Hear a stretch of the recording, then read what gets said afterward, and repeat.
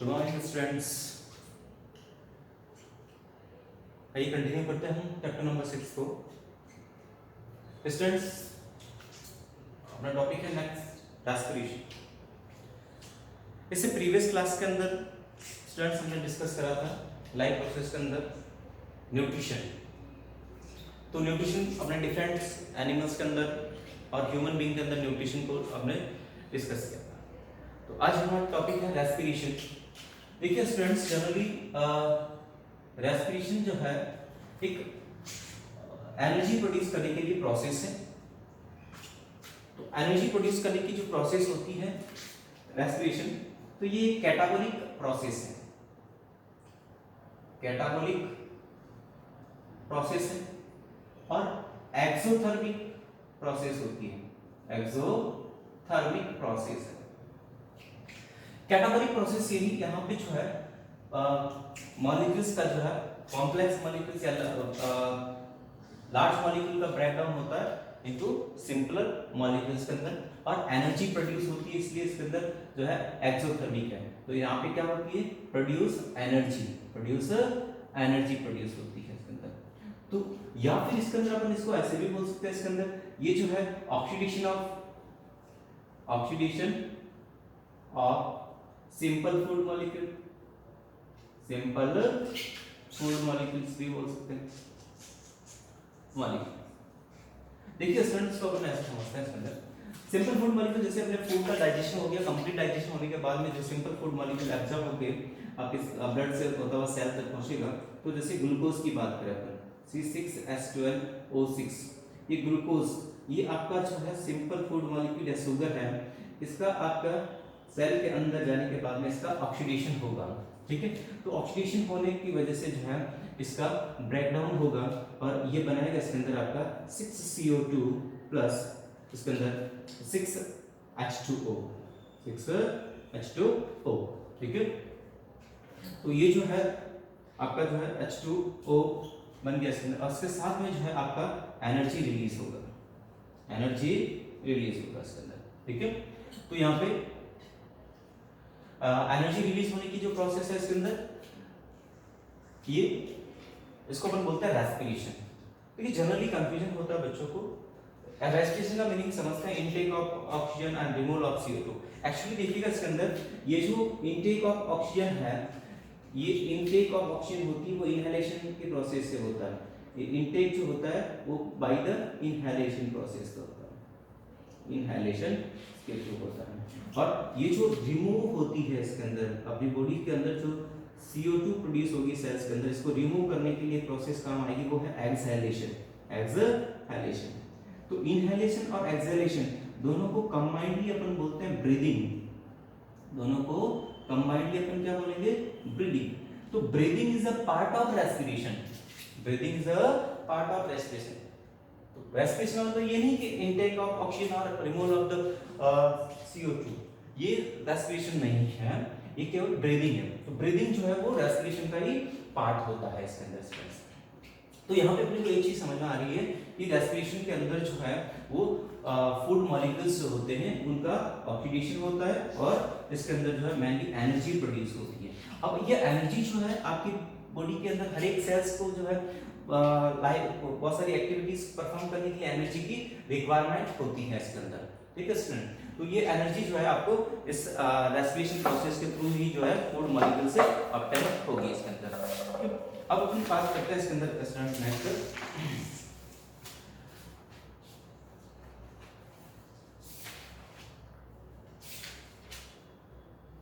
Respiration के अंदर जो है आपका नेक्स्ट इसके अंदर टॉपिक है इसके अंदर टाइप्स ऑफ रेस्पिरेशन। ओके, एक चीज और इसके अंदर देखिए स्टूडेंट, एक तो रेस्पिरेटरी सबस्ट्रेट दिया हुआ, यहाँ पे रेस्पिरेटरी सबस्ट्रेट यानी जो एनर्जी प्रोड्यूस करने के अंदर काम आ रहा है उसको अपन बोलते हैं रेस्पिरेटरी सबस्ट्रेट। तो यहाँ पे देखिएगा ये जो है ग्लूकोज यहाँ पे अपने लिए क्या हो गया? रेस्पिरेटरी सबस्ट्रेट है। तो इसके ऊपर जो है ये रेस्पिरेशन जो है वो एक एंजाइमेटिक प्रोसेस होती है, बहुत सारे स्टेप्स के अंदर ये कंप्लीट होती है इसके अंदर। ठीक है, तो ये जो है रेस्पिरेशन जो है वो कंप्लीट होती है in many step. Respiration completed in many steps, बहुत सारे स्टेप्स के अंदर कंप्लीट होती है। और ये एक एंजाइमेटिक प्रोसेस है। कैसी प्रोसेस है? Enzymatic biological process, biological process होती है, यानी बहुत सारे एंजाइम्स इसके अंदर वर्क करेंगे। तो इसके अंदर हमने बताया कि रेस्पिरेशन जो है वो बहुत सारे स्टेप्स के अंदर कंप्लीट होता है। तो इसके अंदर अगर हम बात करें, सबसे पहले रेस्पिरेशन के अंदर जो फर्स्ट स्टेप अगर आता है तो उसके अंदर क्या होता है, ग्लूकोज का जो है ब्रेकडाउन होता है, ग्लूकोज का ब्रेकडाउन होता है। और ग्लूकोज ब्रेकडाउन होकर जो है वो पायरुविक एसिड बनाएगा इसके अंदर। तो इसके अंदर जो फर्स्ट स्टेप अपन बात करते हैं, इसके अंदर फर्स्ट ग्लूकोज जो है वो ग्लूकोज का इसके अंदर ब्रेकडाउन होगा, ठीक है। तो ग्लूकोज का जो ब्रेकडाउन होता है या इसको बोलते हैं इसके अंदर ऑक्सीडेशन। तो ग्लूकोज का फॉर्मूला आपका C6H12O6, ठीक है। यहाँ 6 कार्बन का मॉलिक्यूल है ग्लूकोज, तो इसका होता है ग्लाइकोलाइसिस प्रोसेस होती है, ग्लाइकोलाइसिस प्रोसेस होती है। ये ग्लाइकोलाइसिस प्रोसेस होती है in cytoplasm of cell, cytoplasm के अंदर होगी, ठीक है। ये साइटोप्लाज्म के अंदर जो ग्लाइकोलाइसिस प्रोसेस के थ्रू जो है ये ग्लूकोज जो है वो कन्वर्ट हो जाएगा इसके अंदर आपका जो है 3 कार्बन्स का जो है मॉलिक्यूल्स के अंदर। तो 2 ये प्रोड्यूस करता है 2 molecules of pyruvic acid, pyruvic acid या पायरुवेट भी बोल सकते हैं इसको, पायरुवेट, ठीक है। पायरुवेट या पायरुविक एसिड का मीनिंग एक ही है। इसका फार्मूला अगर बात करें इसके अंदर CH3, इसके अंदर COCOOH। तो यहाँ पे देखिएगा ये जो पायरुवेट है वो है 3 कार्बन मॉलिक्यूल्स होता है, ठीक है। तो आपके जो है 6 कार्बन का जो ग्लूकोज है वो 2 मॉलिक्यूल्स ऑफ पायरुविक एसिड के अंदर कन्वर्ट हो गया। तो ये जो ग्लूकोज का जो है पायरुविक एसिड के अंदर कन्वर्ट होने की प्रोसेस है, इसको तो अपन बोलते हैं ग्लाइकोलाइसिस। इस प्रोसेस को हम बोल देंगे ग्लाइकोलाइसिस। नेक्स्ट बात करते हैं अगर अपन ये जो पायरुविक एसिड है आगे जो है अगर ये इसका जो फ्यूचर है पायरुविक एसिड का ये डिपेंड करता है आगे ऑक्सीजन की अवेलेबिलिटी पे, पायरुविक एसिड। अब देखिए इसके अंदर ये पायरुविक एसिड का जो है आगे ब्रेकडाउन जो है वो डिपेंड करेगा अवेलेबिलिटी ऑफ द ऑक्सीजन पे, ठीक है। तो अगर ऑक्सीजन अवेलेबल है, ठीक है, अगर ऑक्सीजन अवेलेबल है तो ये जो है एरोबिक रेस्पिरेशन के अंदर एंटर करेगा, ठीक है। तो ये ऑक्सीजन यहाँ पे प्रेजेंट है, अगर ऑक्सीजन प्रेजेंट है तो ये एरोबिक रेस्पिरेशन होगा, आगे एरोबिक रेस्पिरेशन हो जाएगा इसके अंदर आपका। और अगर ऑक्सीजन एब्सेंट है, ऑक्सीजन जो है वो नहीं है, तो इस कंडीशन में जो है वो एनएरोबिक रेस्पिरेशन होगा, एनएरोबिक रेस्पिरेशन हो जाएगा इसके अंदर। तो यहां से समझिएगा स्टूडेंट, तो स्टेप्स की बात करते हैं इसके अंदर। तो ग्लाइकोलाइसिस प्रोसेस फर्स्ट स्टेप होता है, इसके अंदर पायरुविक एसिड बनता है। तो पायरुविक एसिड का आगे फ्यूचर जो है वो डिपेंड करेगा ऑक्सीजन के प्रेजेंस और एब्सेंस पे। ऑक्सीजन प्रेजेंट है तो एरोबिक रेस्पिरेशन हो जाएगा और नहीं है तो एनारोबिक रेस्पिरेशन होगा। तो अपना अगर अपन टाइप्स ऑफ रेस्पिरेशन की बात करेंगे तो यही 2 टाइप्स हो जाएंगे इसके अंदर आपके, टाइप्स ऑफ रेस्पिरेशन। तो टाइप्स ऑफ रेस्पिरेशन के अंदर ये 2 टाइप्स हो गए इसके अंदर। फर्स्ट हो गया इसका आपका एरोबिक रेस्पिरेशन, एरोबिक रेस्पिरेशन।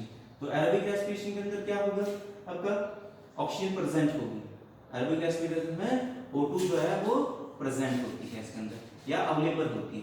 तो O2 प्रेजेंट होती है, तो O2 की प्रेजेंस के अंदर अगर जो है ऑक्सीडेशन होता है तो देखिएगा क्या प्रोड्यूस होता है। तो सबसे पहले अपन बात करते हैं इसको, मैं एक फुल्ली अगर मैं रिएक्शन लिखूं इसके अंदर तो सबसे पहले ग्लूकोज, ठीक है। तो ग्लूकोज यानी C6H12O6, ठीक है, इसका ग्लाइकोलाइसिस होगा, ग्लाइकोलाइसिस होगा। तो ग्लाइकोलाइसिस की वजह से ये ग्लूकोज कन्वर्ट हो जाएगा पायरुविक एसिड में, पायरुविक एसिड में। अब ये जो पायरुविक एसिड है यानी CH3COCOOH ये पायरुविक एसिड बन गया, ठीक है। तो इसके 2 मॉलिक्यूल्स बनेंगे, 2 मॉलिक्यूल्स बन जाते हैं इसमें। अब ये जो पायरुविक एसिड है अपन बात करें एरोबिक रेस्पिरेशन तो ऑक्सीजन प्रेजेंट है, तो ये पायरुविक एसिड एंटर करेगा क्रेब्स साइकिल के अंदर, ठीक है, क्रेब्स साइकिल में। अभी क्रेब्स साइकिल क्या होता है इसका बारे में आपको डिटेल के अंदर स्टडी आप इसका स्टडी करोगे डिटेल में अंदर 11th क्लास के अंदर आएगा इसका, ठीक है। बायोलॉजी के अंदर। तो ये क्रैब्स साइकिल जो है होता है इन माइटोकॉन्ड्रिया के अंदर, इन माइटोकॉन्ड्रिया में। माइटोकॉन्ड्रिया के अंदर जो है ये क्रैब्स साइकिल प्रोसेस चलता है। तो इस क्रैब्स साइकिल प्रोसेस के थ्रू जो है ये पायरुविक एसिड अब कन्वर्ट होगा आपका CO2 plus water plus energy की फॉर्म में, प्लस एनर्जी की फॉर्म में कन्वर्ट हो जाएगा। ठीक है, अब इस पूरी रिएक्शन को मैं अगर एक शॉर्ट फॉर्म के अंदर समराइज करके लिखता हूं तो इसको ऐसे लिखूंगा मैं इसके अंदर ये 6CO2 6H2। तो इसके अंदर अपन डायरेक्ट जो शॉर्ट में लिखे ये पूरा स्टेप अपन नहीं शो करें, तो इसको अपन ऐसे लिखते हैं इसके अंदर C6H12O6 प्लस O2। ठीक है,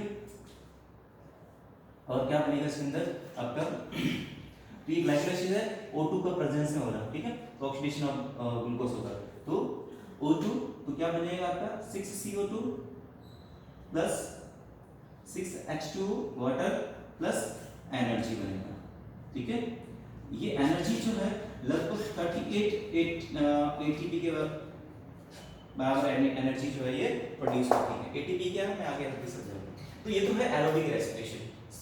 दूसरा टाइप है इसके अंदर एनारोबिक रेस्पिरेशन। अगर जो है ऑक्सीजन अवेलेबल नहीं है उस कंडीशन में एनारोबिक रेस्पिरेशन होगा, है ना। एरोबिक रेस्पिरेशन की बात करते हैं इसके अंदर। अब एनारोबिक रेस्पिरेशन में जो है वो O2 एब्सेंट होती है, O2 एब्सेंट है। एनारोबिक रेस्पिरेशन मेनली जो है जैसे कुछ बैक्टीरिया ईस्ट इनके अंदर देखने को मिलेगा आपके अंदर। तो इस केस में क्या हो जाएगा, ग्लूकोज से पायरुविक एसिड तो बनेगा। ठीक है, तो यहाँ पे ग्लूकोज, ठीक है, ये ग्लाइकोलाइसिस प्रोसेस इसमें भी चलेगी, ग्लाइकोलाइसिस इसमें बनेगा आपका पायरुविक एसिड, बट अब देखिएगा क्रैब्स साइकिल नहीं चलेगा इसके अंदर। अब ऑक्सीजन नहीं है, इस वजह से ये जो है यहाँ पर ग्लाइकोलाइसिस में ऑक्सीजन का कोई यूज नहीं है, यहाँ पे ऑक्सीजन क्रैब्स साइकिल के अंदर यूज होगा इसका। ठीक है, पायरुविक एसिड का। तो यहाँ पे देखिए पायरुविक एसिड जो है ये बन गया इसके अंदर, ग्लूकोज का ग्लाइकोलाइसिस हुआ, पायरुविक एसिड बन गया। अब यहाँ पे जो है पायरुविक एसिड से जो है इसके अंदर कार्बन डाइऑक्साइड और इसके साथ में जो है ये फुल्ली ब्रेक डाउन नहीं होकर क्या बना देता है इसके अंदर C2H5OH, यानी 2 मॉलिक्यूल्स ऑफ एथिल अल्कोहल बन जाएगा, एथिल अल्कोहल। और इसके साथ में बनेगा 2CO2 plus H2O, 2CO2 plus H2O बन जाएगा इसके अंदर। और आपका जो है इसके साथ में बनेगा इसके अंदर एनर्जी। लेकिन यहाँ पे देखिए एनर्जी जो है वो कंपेयर टू जो है एरोबिक रेस्पिरेशन, यहाँ पे लेस एनर्जी प्रोड्यूस होगी एनारोबिक रेस्पिरेशन के अंदर। ओके स्टूडेंट, तो यहाँ पे बनता है एथिल अल्कोहल एनारोबिक रेस्पिरेशन के अंदर। तो इसके अंदर अपन शॉर्ट में इसको ऐसे लिखेंगे C6H12O6, यहाँ पे ऑक्सीजन नहीं आएगा। ठीक है जी, और ये जो है क्रैब्स साइकिल जो है यहाँ पे क्रैब्स साइकिल नहीं चल रहा है, तो यहाँ पे सीधा जो है ये बन जाएगा C2H5OH, यानी एथिल अल्कोहल प्लस CO2 बनेगा। ठीक है, वाटर और एनर्जी। ठीक है, तो यहाँ पे वाटर का आपको नहीं शो करना है इसके अंदर। ठीक है, तो 2CO2 प्लस एनर्जी वाटर बन गया इसके अंदर, तो एथिल अल्कोहल प्लस एनर्जी बन जाएगा। ओके स्टूडेंट, तो ये ध्यान रखना इसके अंदर आपको एनारोबिक रेस्पिरेशन के अंदर। ठीक है, एक चीज और है इसके अंदर, अगर देखिए लेक ऑफ ऑक्सीजन अगर होता है, ऑक्सीजन की अगर एब्सेंट नहीं बोल सकते, ऑक्सीजन की अगर डेफिशिएंसी होती है, कमी के अंदर अगर रेस्पिरेशन होता है, तो उस कंडीशन के अंदर जो है वो ग्लूकोज से जो है वो लैक्टिक एसिड बन जाता है स्टूडेंट्स। ठीक है, तो अगर जो है ग्लूकोज है इसका जो है ऑक्सीडेशन अगर हो रहा है वो in the presence of less oxygen, अगर ऑक्सीजन जो है वो लेस ऑक्सीजन है, तो इस केस में ग्लूकोज से आपका बनेगा लैक्टिक एसिड बन जाता है इसके अंदर, लैक्टिक एसिड बनेगा इसके अंदर, प्लस एनर्जी बनती है इसके अंदर भी। ठीक है, तो ये जो प्रोसेस देखने को मिलती है ये देखने को मिलती है इन मसल्स, ह्यूमन बीइंग के अंदर मसल्स के अंदर ये प्रोसेस देखिएगा। ये प्रोसेस कब होती है इसके अंदर, ये भी एकदम से एनारोबिक रेस्पिरेशन के अंदर ही कंसीडर करते हैं, लेकिन लेस ऑक्सीजन के केस में होता है। तो अपनी बॉडी के अंदर जो मसल्स के अंदर अपन कोई भी जैसे हार्ड एक्सरसाइज करते हैं या फास्ट रनिंग करते हैं, तो उस केस के अंदर अपनी बॉडी को जो है या मसल्स को ज़्यादा एनर्जी की रिक्वायरमेंट होती है, तो उस एनर्जी की रिक्वायरमेंट को फुलफिल करने के लिए जो है आपको जो है ज़्यादा से ज़्यादा ग्लूकोज का ऑक्सीडेशन होना पड़ेगा। लेकिन अपना बॉडी जो है या हार्ट जो है उतना ऑक्सीजन का सप्लाई नहीं कर पाता, तो उस केस के अंदर जो है आपका ग्लूकोज जो है वो इनकम्प्लीट ब्रेकडाउन होकर लैक्टिक एसिड बनाना शुरू कर लेगा और एनर्जी प्रोवाइड करवाएगा। लेकिन ये जो लैक्टिक एसिड है वो इंटरमीडिएट प्रोडक्ट है, ठीक है, यानी कंप्लीट ब्रेकडाउन नहीं होता ग्लूकोज का, इस वजह से लैक्टिक एसिड बन जाएगा। इस लैक्टिक एसिड का जो है मसल्स के अंदर डिपोजिशन होने की वजह से मसल्स के अंदर जो है क्रैम्प्स आते हैं, ठीक है। तो ये क्रैम्प्स आने का रीजन जो है लैक्टिक एसिड का प्रोडक्शन होना ही होता है इसके अंदर, ओके स्टूडेंट। तो ये जो है मेनली मसल्स के अंदर होता है, लैक्टिक एसिड का फॉर्मेशन होता है। तो इसके अंदर अपने तीन टाइप समझे, इसमें एनारोबिक रेस्पिरेशन, एरोबिक रेस्पिरेशन और लेस ऑक्सीजन के प्रेजेंस के अंदर कैसे इसके अंदर होगा आपका रेस्पिरेशन। तो यहाँ पे समझिए इसके अंदर अपने आपके बुक के अंदर एक चार्ट के अंदर ये सारी चीजें बता रहे थे इसके अंदर आपको, ठीक है। अब देखिए इसके अंदर नेक्स्ट आपको एरोबिक और एनारोबिक रेस्पिरेशन में डिफरेंसेस दे रखे हैं इसके अंदर आपको, ठीक है स्टूडेंट। तो एनारोबिक और एरोबिक रेस्पिरेशन में डिफरेंस देखिएगा। एरोबिक रेस्पिरेशन जो है in the presence of oxygen होगा, एनारोबिक जो है एब्सेंस ऑफ ऑक्सीजन में होता है। और एरोबिक रेस्पिरेशन में कंप्लीट ग्लूकोज का ब्रेकडाउन होता है, देखिए 6 कार्बन से डायरेक्ट 6 CO2 बनता है फाइनली, ठीक है। लेकिन इसमें जो है 2 CO2 बन रहे हैं, यहाँ पे अभी भी 4 कार्बन के मॉलिक्यूल्स का ब्रेकडाउन नहीं हुआ है, तो ये पार्शियल या इनकम्प्लीट ब्रेकडाउन होता है एनारोबिक रेस्पिरेशन। नेक्स्ट है इसमें एंड प्रोडक्ट CO2 और वाटर है, एंड प्रोडक्ट CO2 और वाटर, इसमें जबकि एंड प्रोडक्ट जो है एथिल अल्कोहल और CO2 होता है इसके अंदर, ओके स्टूडेंट। और ये जो है ईस्ट के अंदर होता है एनारोबिक रेस्पिरेशन। इसमें देखिए एरोबिक रेस्पिरेशन में large amount of energy release होती है, जबकि इसके अंदर लेस अमाउंट के अंदर एनर्जी प्रोड्यूस होती है, ओके स्टूडेंट। तो ये समझा इसके अंदर आपने। अब देखिए इसके अंदर आपने एक सुना है ATP, ये ATP क्या है इसको बारे में अपन जानते हैं इसके अंदर, ठीक है। देखिएगा ये जो एनर्जी प्रोड्यूस होती है स्टूडेंट्स अपने रेस्पिरेशन के अंदर, इस एनर्जी का जो है कुछ पोर्शन आपके बॉडी का जो है टेम्परेचर को मेंटेन करने के लिए यूज आता है, और कुछ एनर्जी का जो पोर्शन है वो आपकी बॉडी के अंदर जो है वो स्टोरेज होता है ATP की फॉर्म में। तो इसको समझिए कि ATP क्या है, इसके बारे में अपन समझ लेते हैं। देखिए स्टूडेंट आपका जो एनर्जी प्रोड्यूस हुआ है इसके अंदर रेस्पिरेशन के अंदर, ये एनर्जी जो है इसका दो यूज होता है। इसका एनर्जी का कुछ पोर्शन तो जो है वो आपकी बॉडी का जो है टेम्परेचर को मेंटेन करने के लिए, तो ये कुछ पोर्शन जो है वो हीट की फॉर्म में आपका बॉडी के अंदर रिलीज हो जाता है। तो ये करता है maintain the temperature of the body, maintain temperature of body. तो बॉडी का जो टेम्परेचर है वो मेंटेन करने के लिए एनर्जी का कुछ पोर्शन यहाँ पे काम आ जाता है, और एनर्जी का बाकी का जो बचा हुआ पोर्शन है वो स्टोर होता है in the form of ATP, store in the form of ATP। अब ये ATP क्या है इसको समझिएगा। इस ATP को एनर्जी करेंसी भी बोल सकते हैं इसके अंदर, energy currency, energy currency of our body भी बोलते हैं, energy currency of our body. अपनी बॉडी की जो एनर्जी करेंसी है ये देखिएगा। ATP एक्चुअली है क्या इसके अंदर, यहाँ A स्टैंड फॉर एडिनोसिन है, एडिनोसिन, ठीक है। ये नाइट्रोजन बेस होता है एडिनोसिन। अब देखिए एडिनोसिन जो है इसके साथ में जो है T का मतलब यहाँ पे है ट्राई यानी 3, और P यानी फॉस्फेट है, P यानी फॉस्फेट होता है, फॉस्फेट यानी PO4 माइनस, PO4 माइनस। देखिए समझिए स्टूडेंट होता क्या है इसके अंदर, आपकी बॉडी के अंदर ADP प्रेजेंट होता है, ADP यानी एडिनोसिन डाइफॉस्फेट, यहाँ D का मतलब हो जाएगा डाई, ठीक है, डाई का मतलब है 2, ठीक है। एडिनोसिन डाइफॉस्फेट के साथ में जब फॉस्फेट अटैच होता है तो एनर्जी की जो रिक्वायरमेंट होती है, तो इसमें जो है एनर्जी का इनटेक होता है, ठीक है। तो इसमें एनर्जी जो है वो का इनटेक होता है, तो ये एंडोथर्मिक प्रोसेस होती है, एंडोथर्मिक प्रोसेस होती है। एंडोथर्मिक प्रोसेस एनर्जी जो है वो एब्जॉर्ब होगी, तो ये एनर्जी जो है वो क्या हो जाती है इसके अंदर बॉन्ड फॉर्मेशन के अंदर काम आती है। तो ये ADP जो है उसके साथ में आपका क्या हो गया, एक फॉस्फेट जाके और बाइंड हो गया ये इनऑर्गेनिक फॉस्फेट, तो ये बन गया आपका ATP, एडिनोसिन ट्राइफॉस्फेट, यानी एक एडिनोसिन के साथ में 3 फॉस्फेट के मॉलिक्यूल्स जो है वो बाइंड होते हैं। तो पहले से 2 तो थे इसके अंदर, ये मान लीजिए सपोज पहले से प्रेजेंट है तो ये एडीपी है, और इसके साथ एक और आके जुड़ गया तो ये एटीपी बन गया। तो ये जो बॉन्ड बनाने में जो एनर्जी जो है वो यहाँ पे एनर्जी काम आती है, यहाँ पे एनर्जी स्टोर होगी। अब ये जो एनर्जी है, आपको जब भी एनर्जी की रिक्वायरमेंट होगी तो ये एटीपी जो है फिर से ब्रेक डाउन होता है, यानी ये जो बॉन्ड है वो वापस ब्रेक डाउन होगा। तो ये बॉन्ड का ब्रेक डाउन होगा तो एटीपी जो है ब्रेक डाउन होगी, तो फिर से क्या बना लेगी इसके अंदर, ये ब्रेक डाउन होगा इसके अंदर, ठीक है।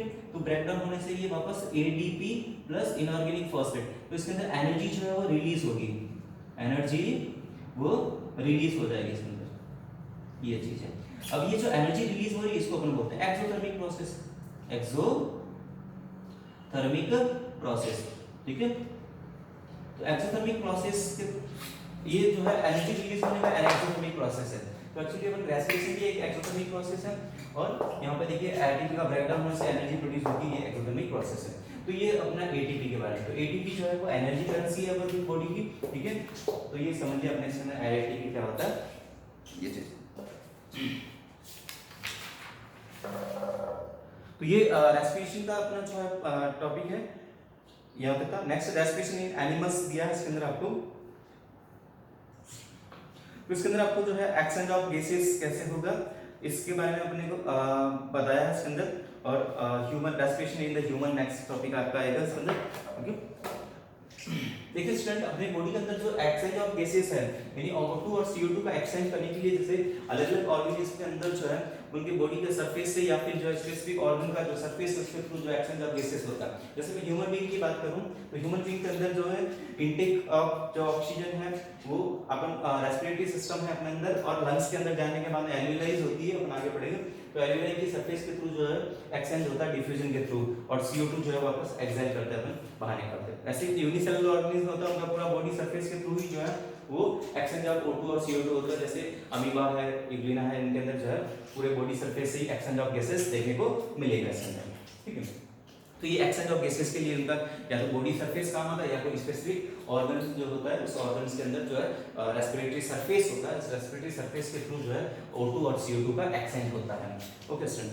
तो नेक्स्ट अपना टॉपिक होगा इसके अंदर respiration in human, respiration in human being के अंदर रेस्पिरेटरी सिस्टम के बारे में पढ़ेंगे अपन, और इनहेलेशन और एक्सहेलेशन कैसे होता है ये चीज भी अपन समझेंगे इसके अंदर, ओके स्टूडेंट। तो यहाँ तक अपने आप डिस्कस करा, इससे रिलेटेड कोई डाउट्स होता है आप मेरे को डाउट्स बॉक्स के अंदर सेंड करिएगा, थैंक यू।